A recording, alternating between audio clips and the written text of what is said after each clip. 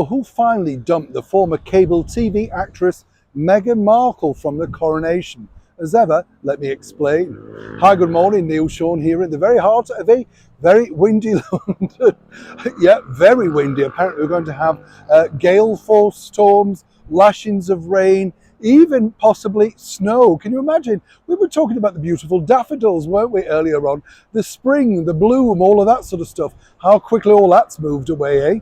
Yes. Back as ever, though, to your breaking story of the day. This is, of course, the news that finally they've managed to prize out some kind of response from Meghan Markle, that shy retiring wallflower that couldn't or could decide whether she wanted to attend the most historical event in the royal calendar for some time, the coronation of King Charles III. What's interesting here, though, is you will note that it was Meghan's people that put out that particular statement saying that she wouldn't attend. As ever, we have to say allegedly.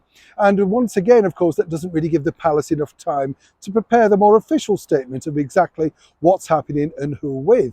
But as we told you before, it's still very tricky times for the former royal known as Prince Harry, the Duke of Sussex, because his sort of stint alone coming back here for the coronation creates a lot of security problems, as one can imagine.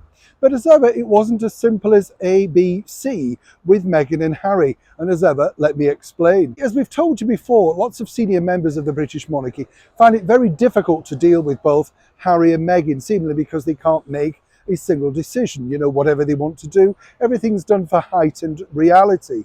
So as ever, it was down once again to a, shall we say, meeting of minds from the Prince of Wales and the King. They offered an ultimatum: make a decision by today or simply you're not going to be invited.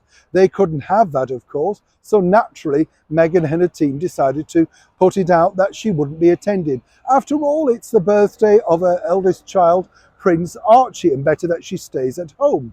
But of course, there's a bigger issue regarding that as ever with Meghan. And the bottom line is that while she didn't necessarily want to play second fiddle on a big day, simply by not being invited and having a, shall we say, big enough role within the coronation, you can understand why both Prince William and the King finally said is enough is enough. They now have to work out the logistics of security. And of course, we now know that Harry himself will travel alone. Or as ever, will he? Now, the bottom line here also is that Harry himself is rather nervous about his return, as one can imagine, and rightly so.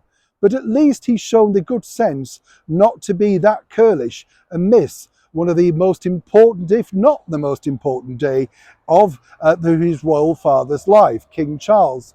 As for Meghan, as she pointed out, she's used to seeing celebrities in California, so she won't miss such a spectacular event.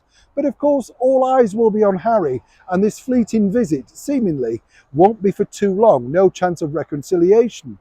But the other side of the coin is simply this: whatever spin Meghan's people like to put on this, the bottom line is simply this: she was told it's now or never, and she decided at that pivotal moment it was a case of, okay, I won't be coming. No chance for a change of heart, no last minute moment of, okay, I would like to come. It's simply that. She will not be attending because the Prince of Wales and the King made that decision for her. Neil Sean in the very heart of London.